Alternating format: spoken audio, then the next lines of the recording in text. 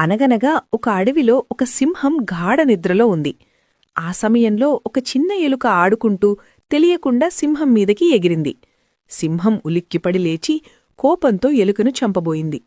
అప్పుడు ఎలుక భయంతో వడికిపోతూ, మహారాజా, దయచేసి నన్ను చంపకండి.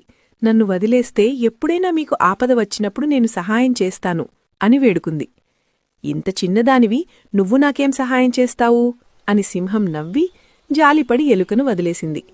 కొన్ని రోజుల తర్వాత ఒక వేటగాడు పన్నిన వలలో సింహం చిక్కుకుంది. బయటపడలేక గట్టిగా గర్జించడం మొదలుపెట్టింది. ఆ శబ్దం విన్న ఎలుక వెంటనే అక్కడికి పరిగెత్తుకుంటూ వచ్చింది. తన పదునైన పళ్లతో వలను కొరికి సింహాన్ని విడిపించింది. సింహం ఎలుకకు కృతజ్ఞతలు చెప్పింది. చిన్న ప్రాణి అయినా సరే సమయానికి సహాయం చేయగలదని సింహం గ్రహించింది. నీటి ఎవరినీ తక్కువ అంచనా వేయకూడదు. మనం చేసే మంచి ఎప్పుడూ వృధాపోదు. ఇలాంటి మరిన్ని